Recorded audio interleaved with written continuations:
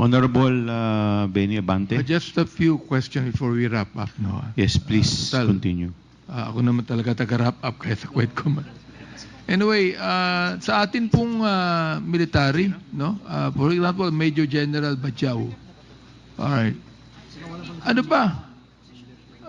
Sa elementary and high school natin, matindi ba ang problema sa insurgency?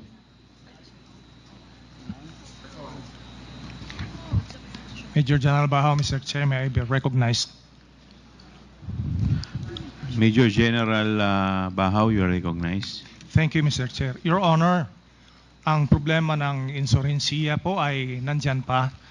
Although sa buong Pilipinas po, and I can only speak for Bicol region na nire-represent ko bilang dating commander, ay pababa na po to. Okay, na generally speaking, Major Bajau, alam ko Bicol lang, no? Are you a Bicolano? No, Mr. Chair, Okay. Your Honor. Sa Bicol ko lang. Pero I think that even Yusik Mempin could be able to say this. Matindi ba ang problema sa insurgency sa high school and elementary o hindi na? Sapagkat hindi na. Pababa na po siya, Pababa Your na. Honor. Yes, Your Honor. Gano'n po baba, for example? Ilang percent? Gano'n po baba? Gano'n po baba? I can only speak for the 9th Infantry Division, Your Honor. Meron kaming dating 8 guerrilla fronts. Ngayon, mag-isa na lang po ang naiwan na weekend guerrilla front. So, ganun kababa na po. Meron pa ba tayong mga NPA na mga sundalo na mga minor de edad? Marami pa ba? Sa pagkangayon po, Your Honor, wala po kaming na sasagupa sa aking kapanahunan po. Wala na. So ibig sabihin, mas mataas ang issue ng insurgency sa college. Sa college, correct? Yes, Your Honor, Mr. Chair. Therefore, hindi DepEd, dapat CHED. Tama ako mali? Your Honor, we categorize the youth po na 15 to 30 years old po. Kasama dito yung mga ibang high school students po. Ganito na lang yon. If DepEd would have a subject lang kayong mga DepEd family, please listen to me. I say this. Kung meron kayong subject sa high school for example, on anti-insurgency campaign, on the evils of communism and atheism, mas maganda, di ba? Tama ako, Mr. Monsayak. Yes, Your Honor. Hindi na kailangan pa yung youth summit na binabanggit ninyo na ginagastusan ng confidential fund ng DepEd. Oo. Ngayon, sa college pwede. Sapagkat meron tayong UP, meron tayong PUP. Oo. O meron tayong pamantasan sa lungsod ng Maynila na yan, pwede ba maging breeding place ng insurgency yan eh. Di ba? So therefore, it must be CHED. It must be CHED that should connect with the DND as far as the anti-insurgency campaign should be done. Am I right? Major Bajau? You're right, Your Honor. Okay, Yusik Mimpin, am I right? Yes, Your Honor. O, ganun na lang gawin natin, DepEd. Magkaroon lang tayo ng subject on anti-insurgency sa ating high school, communism and atheism, no? And let us just, siguro kinakailangan na rin natin na atin nang i-promote yung talagang for the love of God and country sa DepEd, no? Ganon din sa CHED.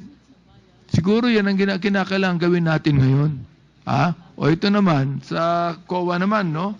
Itong inyong joint circular is a joint circular that have been written na ang kasama dito, DBM, DALG, DND, Governance Commission for GOCC, and Commission on Audit. Am I right? Tama po, Mr. Chair. Yun. Walang DepEd dito eh. Tama po. Walang DepEd. So, ibig sabihin, kayong mga sa audit, Commission on Audit, should realize na wala ang DepEd dito. Hindi kasama. Ibig sabihin, hindi dapat magkaroon ng confidential fund ang DepEd in the first place. Hindi dapat magkaroon. And that should have been made improper. Oo. Di ba?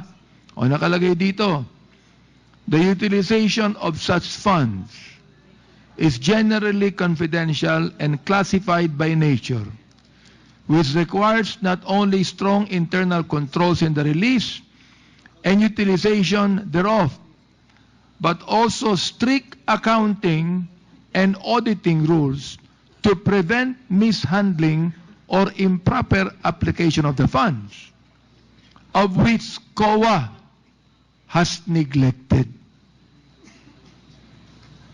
Attorney, Mr. Chair. what is your comment on that? Attorney Camora. Mr. Chair, actually po we are... Binasa ko lang yung nakalagay dito. Opo, we are currently in talks with the same agencies po na i-amend na po ang joint circular. Oo. So, ongoing na po yung talks about the amendment. And I think subject na rin po ito yata. Kasama siya sa court case, so hindi po... O kayong mga nasa COA, Director, therefore, kung naniniwala tayo dito sa nakalagay sa circular na ito, then COA should strictly account and audit yan nakalagay to prevent mishandling or improper application of the funds. We are now requesting in this committee, Mr. Chair, na gawin nyo na ito. Attorney, Mr. Chair, Yes, Mr. Chair. gawin nyo na ito. Opo, Mr. Chair. Di ba? Please, gawin nyo na yung nakalagay dito. Yes, Mr. Para maulit natin to, malaman po ng taong bayan to. Ito, nakalagay sa Joint Circular number 2015-01, January 8, 2015 to nailabas. Ito nakalagay. The utilization of such funds is generally confidential and classified by nature, which requires not only strong internal controls. Yan. Una yan in the release and utilization thereof. Number 2, but also strict accounting and auditing rules to prevent mishandling or improper application of the funds. And this is the work of COA. Am I right? Yes po, Mr. So, Chair. Mr. Chair, we are requesting that COA should now do what they should do to implement this joint circular right now.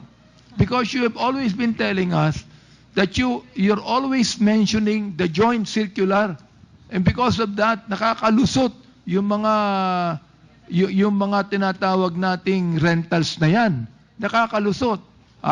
Walang attachment, walang particulars, hindi malaman kung paano ginamit yan. Bakit yung 78 days na yan, 5 million lamang, pero bakit yung 11 days, 16 million? My goodness, kahit sinong kausapin nyo, kahit hindi marunong na mathematics, sabihin nila, aba, ang taas naman ito. Di ba? Kahit hindi marunong magbasa at magsulat niyan. Pag nakita yung mga figures na yan, ba't ganun? Bakit ganun? Listen, COA, lahat tayo rito, tandaan po natin na ang taong bayan pa rin ang makapangyarihan dito. And the thing is this, we still would like to say this, that we are not a government of men, we are a government of laws, and therefore every law must be implemented properly. And I would like to please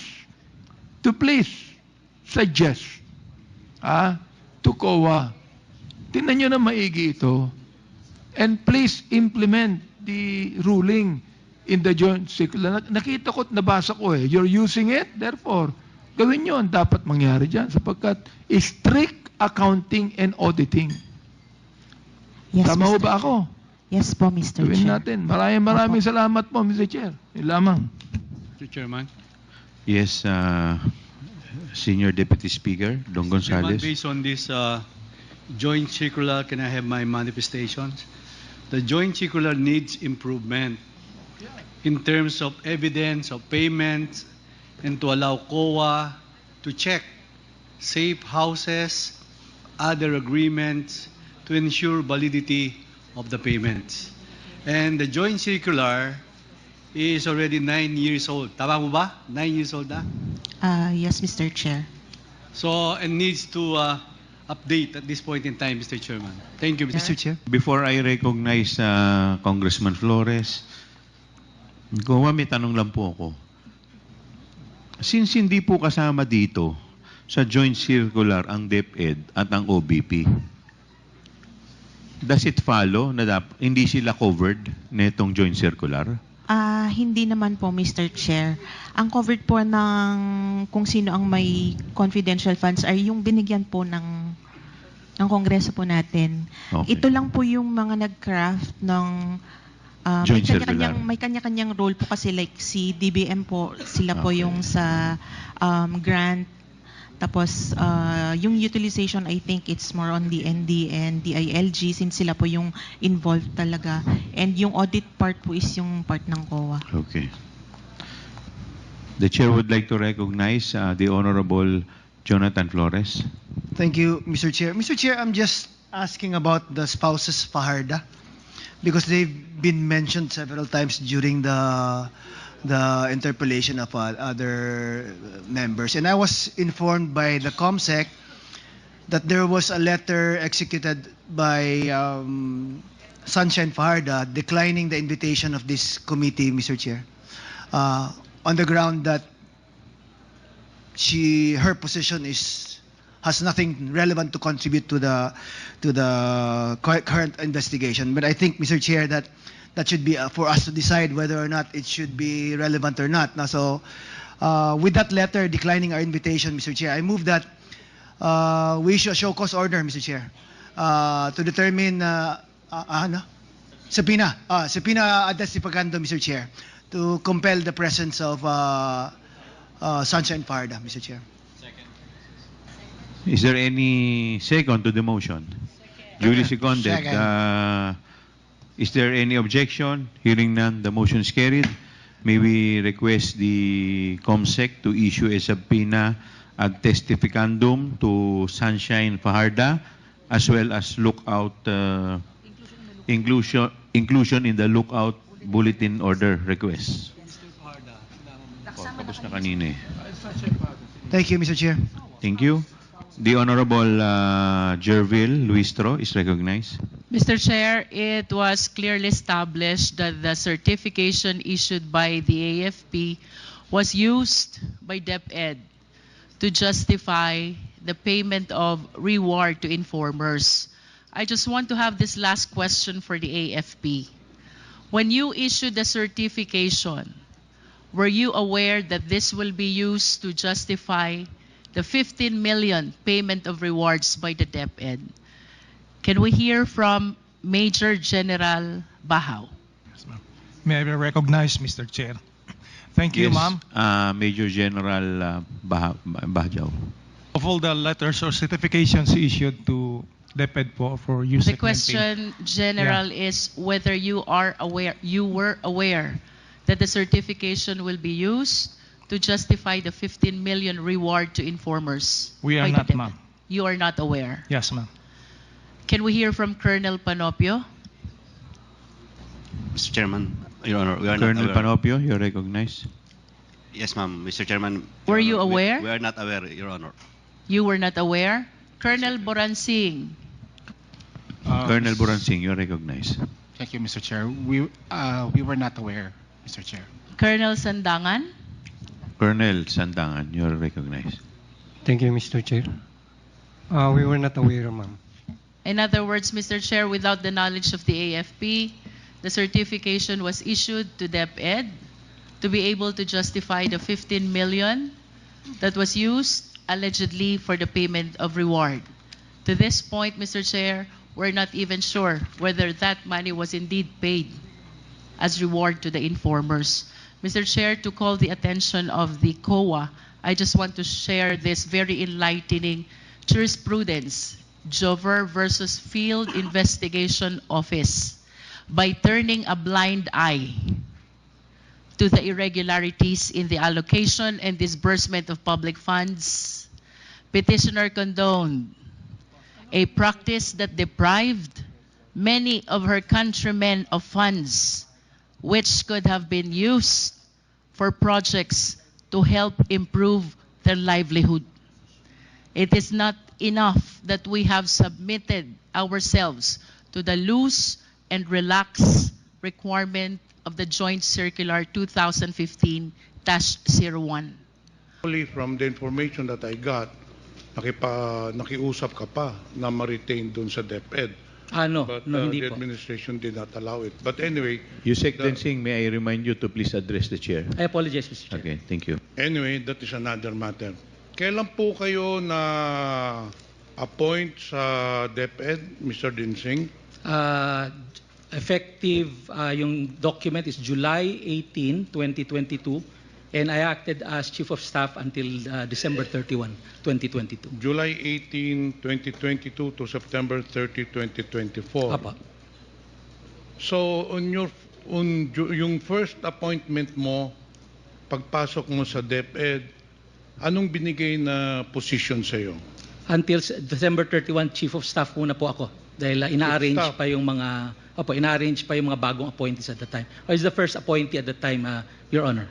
No, when you entered July 18, were you appointed as Chief of Staff, Undersecretary? Undersecretary, Chief of Staff, yes. Undersecretary. Chief of Staff, yes. Undersecretary for what? Chief of Staff. So concurrent yun, Undersecretary and Chief of Staff. Tama po. That was the first position You at the served time. then as Chief of Staff of Vice President Sara. Tama po yan, as of December 31. So sabay kayong pumasok. Ahead lang ba siya? By July 1 po siya. Ako July 18 officially. Aside from the DepEd portfolio, ano pang government service na napasukan mo na? Prior to DepEd, I was DILG Undersecretary. From what year? From 2018 to 2022, and I entered DILG as Assistant Secretary for Plans and Programs from 2016 to 2018. Prior to the ILG appointment, I was from the private sector, Your Honor. so in short, as a government public servant, you only served as DILG Assistant Secretary and DepEd Undersecretary. Tama po yan. 8 years in total, Your Honor. Aside from being a Chief of Staff, ano pa bang ang designation sa inyo? Nung first 6 months po in office, yun lang po. Then when the Matatag agenda was formulated, the form reform areas included infrastructure. So by January 31, during the basic education report, I was announced to take care of the infrastructure strand, newly created, Your Honor. So what does that cover? You were in charge of the school infrastructure and facilities. Tama po yun. Is this a division or the department? Or a program? Ano bang ibig sabihin nitong It's school? a strand, Your Honor, like the curriculum and teaching strand, like the administration strand. So it's a policy level position, Your Honor. So what covers? Anong mandato mo dito sa school infrastructure and facilities? It's to create policy on how infrastructure should be made, creating the long-term strategic direction. Nagkaroon kami ng comprehensive school infrastructure development plan for 2030. Then, coordination with DPWH, because the implementer of the new construction of DepEd is DPWH, not DepEd. Were you involved in the procurement of the school buildings? No, Your Honor. But you were in charge of the allocation of the budget of the school buildings. The identification, Your Honor. We have a committee to do that. And ikaw ang in charge doon sa identification. Ako po ang in charge, pero sabihin, I had a committee created for the identification. Okay, ano ba ang mga programs dun sa school infrastructure and facilities? So it includes, Your Honor, new construction implemented by the DPWH. Then we have the school furnitures implemented by the regional offices. And we have the last mile school, electrification, water systems, and implemented by the division offices. So if you started in 2022, in short, you handled the budget for 2023 and also for 2024, hindi po ba? For the school buildings. For the 2023 po, hindi po. The school buildings was under the administration strand. So I only took over 2023. What was the budget? What was the budget of the 2023 school building program? The original budget was 5.9 billion. Yun po ang nasa NEP. And it That was for 2023. 23 po. I-explain ko yung original po. 5.9 billion sa NEP. It was only limited to 5th and 6th class municipality. Then paglabas po ng JA, nadagdagan po ng 9.7 billion. So a total of 15.6 billion 2023 JA. For 2024? 2024 sa NEP po is 19.7. When the GAA came out, it became 24.7 billion for 2024. So i-cover din ng SIF yung Basic Education Facilities Fund programs, hindi po ba? Opo. Tama po yun. So under din sa iyo yun? Ang alin po yung? Yung BEFF, the Opo. Basic Education When you say Facilities BFF, and that's the Programs. total infrastructure program. But there is a discrepancy. And sabi mo kanina, 19.7 billion ang NEP. allocated. NEP. But it states here that in the 2023 GAA, the amount of 23,417,897 pesos was appropriated in the GAA for 2023. Your Honor, that's BFF. So that includes new construction, which is 15.6 billion, my electrification, my water system, my repairs around 4.9 billion, and I think last mile school. So a total of 23 billion, Your Honor. So you were the one in charge for the identification. Tama po yan. Aside from the identification, ano pa ba ang mandato mo as a undersecretary? What exactly is your designation? Undersecretary for what? For operations, for administration? Starting 2023, Undersecretary for School Infrastructure and Facilities, starting 2023.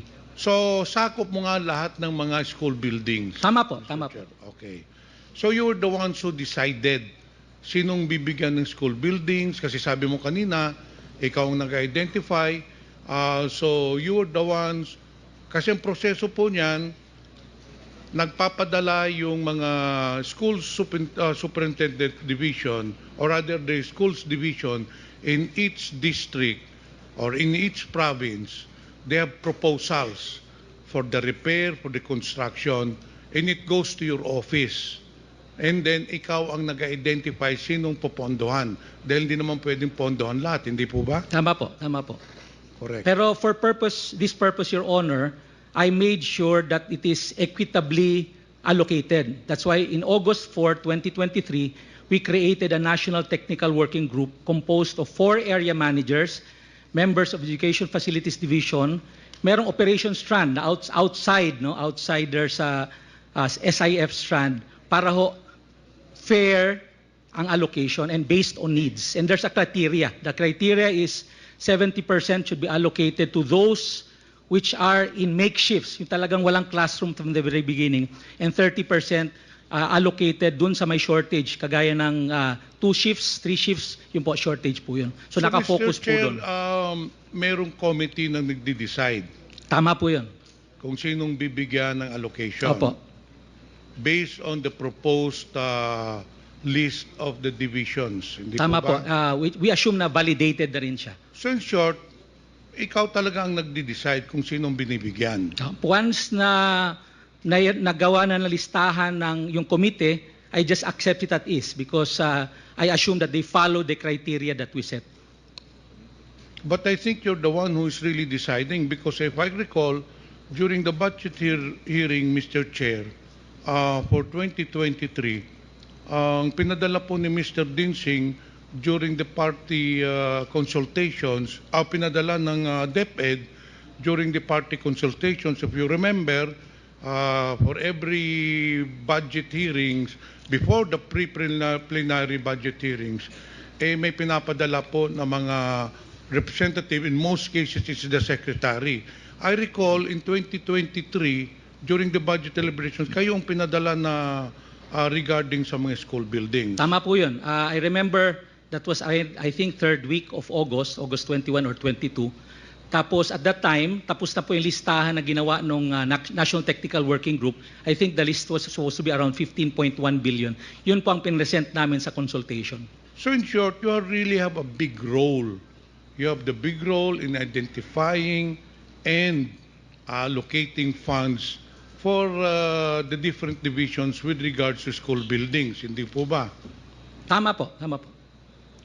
Ngayon, ang tanong ko, in the 2024 budget or the National Expenditure Program, there was an allocation for Surigao del Sur, in fact, 2 districts.